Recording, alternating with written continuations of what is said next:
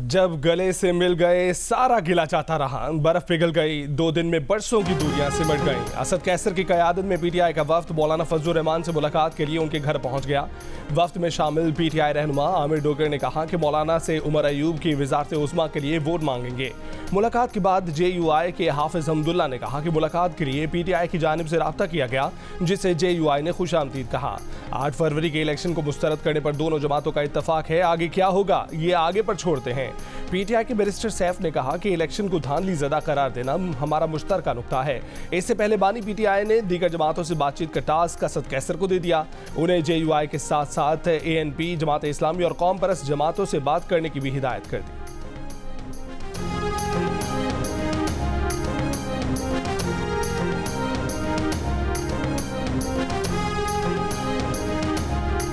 मौलाना फजलुर रहमान ने नया पिंडोरा बॉक्स खोल दिया। इंकशाफ किया कि बानी पीटीआई की हुकूमत के खिलाफ तहरीक अदम एतमाद कमर जावेद बाजवा के कहने पर लाई गई।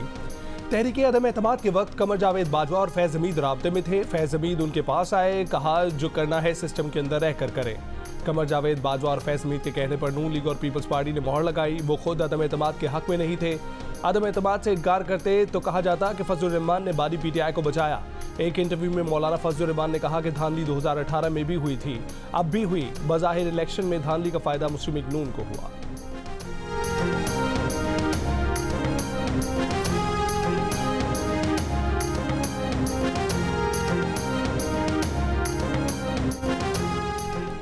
पीटीआई रहनुमा शेर अफजल मरवत ने कहा है कि मौलाना फजलुर रहमान की प्रेस कॉन्फ्रेंस के बारे में बानी पीटीआई को बताया तो बानी पीटीआई का रवैया खुशगवार हो गया।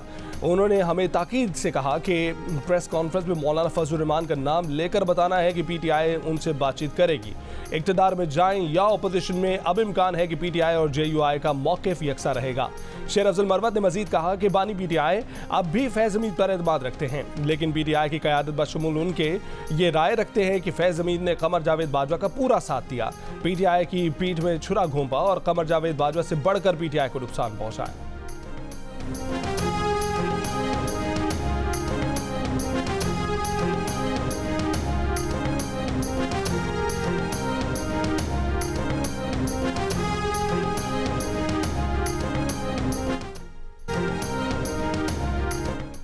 जब बानी पीटीआई के खिलाफ तहरीक अदम एतमाद के सिलसिले में इजलास होते थे तो सदारत खुद मौलाना फजलुर रहमान करते थे। नाराजगियों के बाद की गुफ्तगू के और मायने होते हैं। पीपल्स पार्टी के रहनुमा कमर जमान कायरा की जियो न्यूज़ के प्रोग्राम आज शाहजेब खानज़दा के साथ में बातचीत, कहा कि अगर फैज़ हमीद ने मौलाना फजलुर रहमान से ये कहा था कि जो कुछ करना है सिस्टम के अंदर रहकर करें, तो इसका मतलब ये होगा कि हम बानी पीटीआई की हिमायत से हाथ उठा रहे हैं। इसका ये मतलब कहाँ से आ गया कि फैज़ हमीद अदम एतमाद की हिमायत कर रहे थे?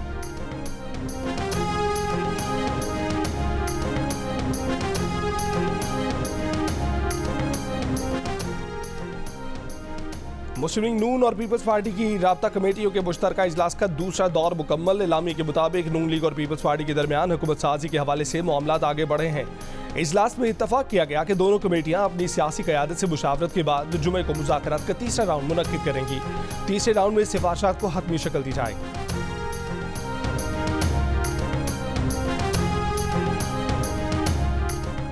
मुस्लिम लीग नून ने पंजाब में वज़ारत आला के लिए नंबर पूरे कर लिए। ज़राए के मुताबिक नून लीग की गिनती 190 तक पहुँच गई। मुस्लिम लीग नून में 16 आज़ाद उम्मीदवारों की शमूलियत के बाद नून लीग की जनरल नशिस्तों की तादाद 153 हो गई। मुस्लिम लीग नून को ख़वातीन और अक़लियतों की 37 नशिस्तें मिलने का इम्कान। पंजाब असम्बली में कायदे ऐवान की सादा अक्सरियत के लिए 186 अरकान की ज़रूरत है। मुस्लिम लीग नून ने मरीम नवाज़ को वज़ारत आला का उम्मीदवार नामज़द कर रखा है।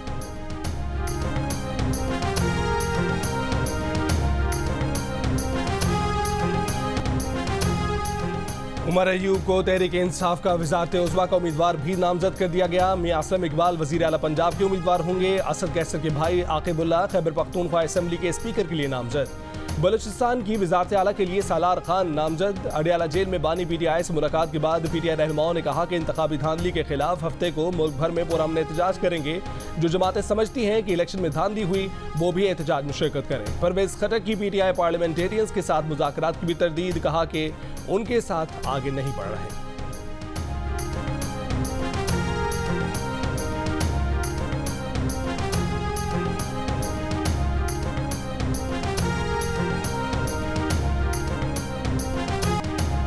बानी पीटीआई ने उस शख्स को वजीर आला बलूचिस्तान नामजद कर दिया जिसने सूबाई असम्बली का इलेक्शन ही नहीं लड़ा। बैरिस्टर गौहर ने बानी पीटीआई के फैसलों का ऐलान करते हुए बताया कि बलूचिस्तान में वजारत आला के उम्मीदवार सालार खान होंगे। मीडिया पर अपना नाम देखा तो सालार खान ने वजाहती बयान जारी कर दिया कि वो वजीर आला के उम्मीदवार नहीं बल्कि उनकी मुशावरत से वजीर आला का फैसला होगा। सालार खान ने हालिया इंतखाबात में सूबाई असम्बली का इलेक्शन नहीं लड़ा, कौमी असम्बली के इंतखाबात में हिस्सा लिया लेकिन उन्हें शिकस्त हुई।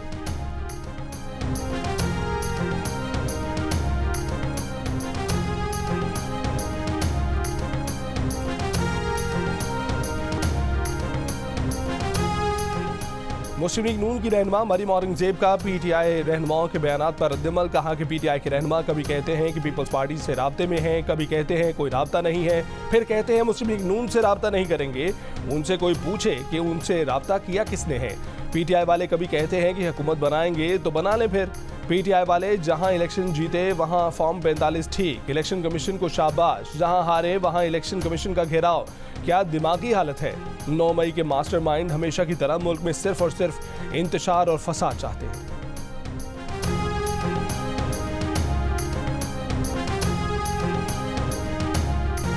बानी पीटीआई को पीपल्स पार्टी की पेशकश का बताया। बानी पीटीआई ने पीपल्स पार्टी से मुज़ाकरात से मना कर दिया। पीटीआई रहनुमाओं की अडयाला जेल के सामने मीडिया से गुफ्तगू। रहनुमा पीटीआई बैरिस्टर गौहर ने कहा कि पीपल्स पार्टी से मुज़ाकरात हुए हैं ना होंगे, वज़ीर आज़म के लिए पीटीआई के नंबर पूरे हैं, मगर जो जमात 20 सीटें मुश्किल से जीती हुकूमत उसे दी जा रही है। शेर अफजल मरवत ने कहा कि बानी पीटीआई ने दो टोक बात की कि नून लीग या पीपल्स पार्टी से पावर शेयरिंग नहीं करेंगे।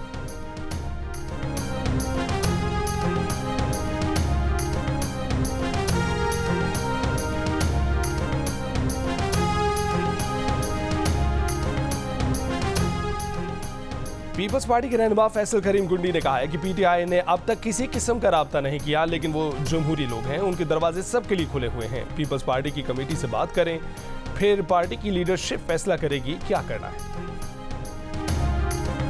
अवामी नेशनल पार्टी ने तहरीक इंसाफ को ना कर दी। पीटीआई के रहनुमा असद कैसर का एएनपी के रहनुमा मियां इफ्तिखार से राब्ता। मुबैना धांधली के खिलाफ एहतजाज की दावत। एएनपी ने किसी भी प्लेटफॉर्म पर पीटीआई के साथ ताउन से माजत कर दी।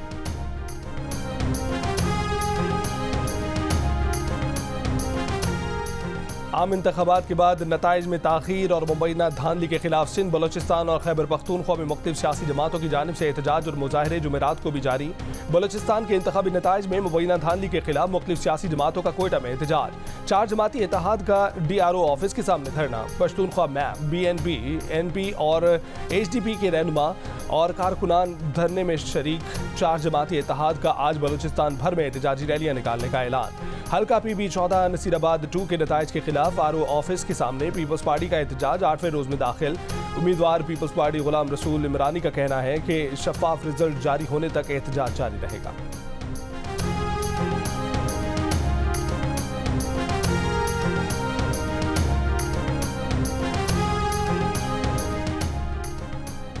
खैबर पख्तूनख्वा में पीटीआई की वाज़ेह अक्सरियत के बावजूद हुकूमत साजी पर अब तक कोई मुशावरत शुरू ना हो सकी। खैबर पख्तूनख्वा में पीटीआई अब तक अपने मुंतखब मेंबरान को इकट्ठा न कर सकी।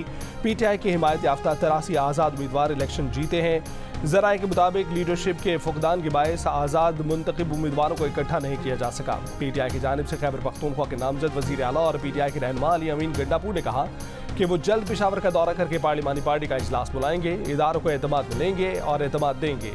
एक इंटरव्यू में अली अमीन गंडापुर का कहना है कि वो इदारों के साथ कोई गलतफहमी नहीं चाहते।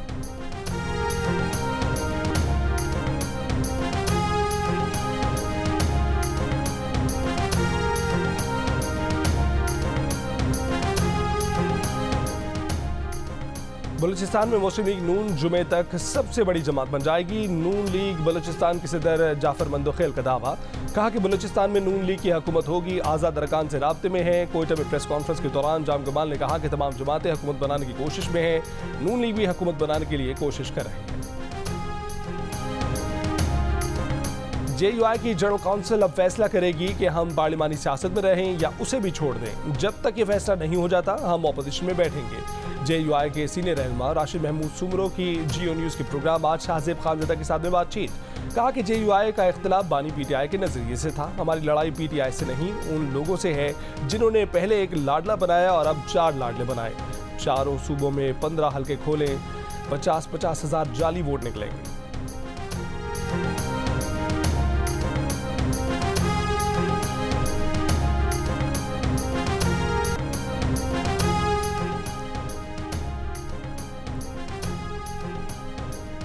बानी पीटीआई ने पाकिस्तान के इंतखाबात में मुबैना धांधली पर आवाज उठाने के लिए अमेरिका से मुतालबा कर दिया। बानी पीटीआई से मुलाकात के बाद पीटीआई के रहनुमा बैरिस्टर सैफ का कहना था कि बानी पीटीआई ने पैगाम दिया है कि अमेरिका के पास मौका है अपनी गलतियों का अजाला करे। कॉस्मेटिक बयानात नहीं चलेंगे। इंतखाबात पर जिस तरह अमेरिका को आवाज बुलंद करनी चाहिए उस तरह उसने नहीं की।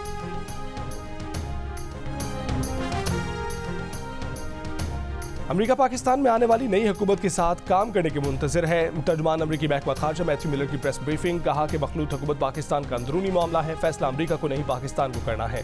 अमरीका ने पाकिस्तान में इंतखाबात में धांधली के इल्जामात की तहकीकात का मुतालबा किया है। सिर्फ पाकिस्तान नहीं बल्कि दुनिया में कहीं भी ऐसे इल्जामात की मुकम्मल छानबीन होनी चाहिए।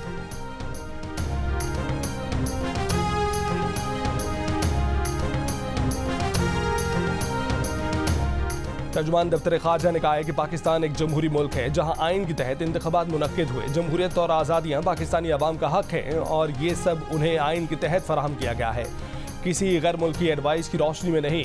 तर्जुमान दफ्तर खारजा ने हफ्तावार ब्रीफिंग में बताया कि पाकिस्तान ने शफाफियत के तनाजुर में दौलत मुश्तरका के ऑब्जर्वर्स ग्रुप समेत आलमी मुबस्सरीन को खुश आमदीद किया। पाकिस्तान अपनी आइनी जिम्मेदारी को संजीदगी से लेता है। असद कैसर की सरबराही में तहरीक इंसाफ की पार्लिमानी पार्टी का पहला इजलास। बैरिस्टर गौहर खान, अली मोहम्मद खान, रियाज फतियाना, लतीफ खोसा और दीगर रहनुमाओं की शिरकत। ज़राए के मुताबिक तहरीक इंसाफ ने पार्लिमानी सियासत के लिए मुशावरत का सिलसिला शुरू कर दिया। चौधरी शुजात हुसैन की परवेज इलाही से आडियाला जेल में मुलाकात। तर्जुमान काफ लीग के मुताबिक मुलाकात मुकम्मल तौर पर गैर सियासी थी। उसे सियासी रंग देना गलत है। सियासी सूरत हाल पर कोई गुफ्तगू नहीं हुई। चौधरी शुजात हुसैन और परवेज इलाही के दरमियान मोहब्बत का रिश्ता है। परवेज इलाही की सेहत के मुतालिक चौधरी शुजात और फैमिली को तशवीश थी।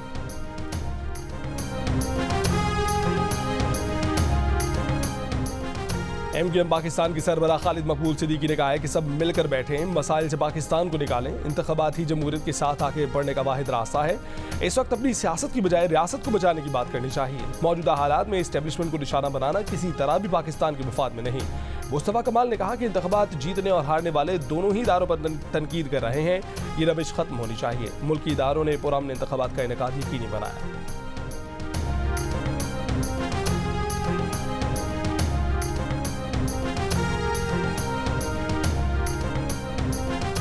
आज़ाद कश्मीर इलेक्शन कमीशन ने पीटीआई के रहनुमा और खैबर पख्तूनख्वा की वज़ारत आला के उम्मीदवार अली अमीन गंडापुर के वारंट गिरफ्तारी जारी कर दिए। इंतखाबात में ज़ाब्ता अखलाक की खिलाफ वर्जी के केस में 28 फरवरी को इलेक्शन कमीशन आज़ाद कश्मीर के रूबरू पेश करने की हिदायत। अली अमीन के खिलाफ दरखास्त वकील राजा जुल्करनैन ने दायर की थी।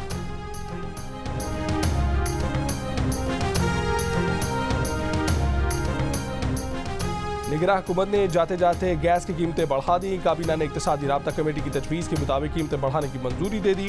प्रोटेक्टेड सार्फिन समेत सब मुतासर होंगे। प्रोटेक्टेड सार्फिन के लिए गैस कीमतों में 100 रुपये, नॉन प्रोटेक्टेड सार्फिन के लिए 300 रुपये फी MMBTU इजाफा। नई कीमतों का नफाज 1 फरवरी से होगा। निगरान हुकूमत के दौर में गैस की कीमतों में ये दूसरा इजाफा है।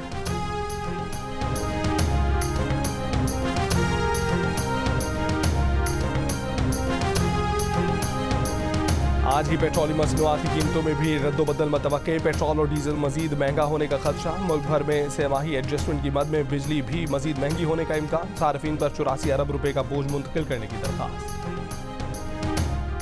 मज़ाहिर नकवी के प्लॉट की अदायगी के लिए 5 करोड़ रुपए का एक चेक लाहौर की निजी हाउसिंग सोसाइटी ने दिया। प्लॉट बेचने वाले चौधरी शहबाज का सुप्रीम जुडिशल काउंसिल में बयान। कहा कि मज़ाहिर नकवी ने उनके एतराज़ पर कहा कि आप बस पैसों की फिक्र करें, उनका हाउसिंग सोसाइटी से लेन देन चलता रहता है। काउंसिल ने ये चेक जारी करने वाले बैंक ऑफिसर को कल तलब कर लिया। सुप्रीम जुडिशल काउंसिल के रूबरू जस्टिस रिटायर्ड मज़ाहिर नकवी के खिलाफ आज 7 गवाहों ने बयान दिए। दौरान समाअत जस्टिस सरदार तारिक ने गवाह चौधरी शहबाज से कहा कि आपने प्लॉट बेचने के लिए एक बेटा होने का झूठा बयान दिया। चौधरी शहबाज ने कहा कि गलती हो गई क्योंकि मज़ाहिर नकवी के बेटे ने कहा था कि प्रॉपर्टी टैक्स दुगना होने वाला है, जमीन जल्द ट्रांसफर करनी है। गवाह के मुताबिक मज़ाहिर नकवी ने बाकी बच्चों की इजाजत के लिए बाद में गार्जियन कोर्ट से रुजू करने की बात की। चीफ जस्टिस ने कहा कि नाबालिग बच्चे प्रॉपर्टी फरोख्त करने की इजाजत दे ही नहीं सकते। आप अपना हिस्सा बेच सकते थे, नाबालिग बच्चों की जमीन कैसे फरोख्त कर दी। मजीद समाअत जुमे को 11:30 बजे होगी।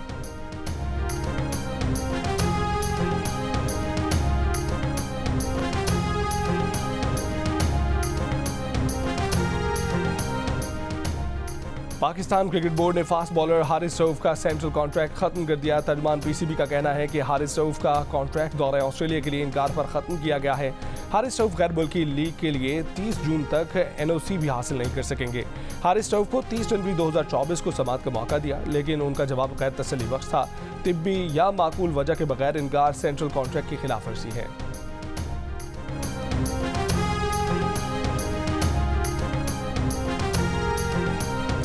तैयबा गुल के आयद करदा हत्या इज्जत केस में साबिक डीजी नैब शहजाद सलीम पर 11 मार्च को फर्द जुर्म आयद की जाएगी। इस्लामाबाद की सेशन अदालत ने शहजाद सलीम पर फर्द जुर्म आयद करने की तारीख मुकर्रर कर दी। शहजाद सलीम को 30,000 रुपये के श्योरिटी बॉन्ड जमा करवाने की हिदायत।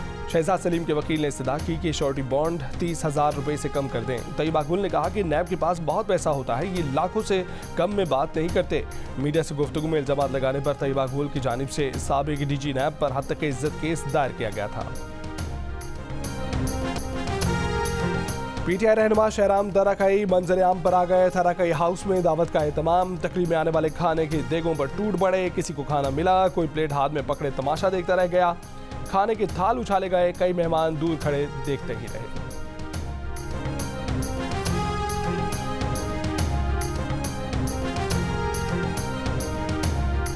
गजा के शहर खान यूनिस में अल नसर अस्पताल पर इसराइली फौज की शेलिंग, मुतादिद फलस्तीनी शहीद और जख्मी। जनूबी लेबनान में इसराइल के रॉकेट हमले, 4 बच्चों समेत 9 शहरी शहीद। फ्रांसीसी सदर की इसराइली वजीर आजम से टेलीफोनिक गुफ्तगू के दौरान रफा में मुमकिन इसराइली फौजी ऑपरेशन की मुखालफत।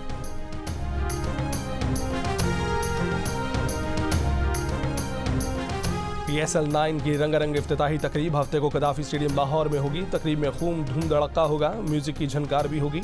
मुल्क के मशहूर और मारूफ फनकार अपने फन का जादू जगाएंगे। आतिशबाजी से आसमान पर रंग बिखेरे जाएंगे। इवेंट में शरीक टीमों की तैयारियां जोर शोर से जारी। लाहौर कलंदर्स और पेशावर ज़ल्मी का प्रैक्टिस मैच वक्त की कमी की बायस मुकम्मल ना हो सका।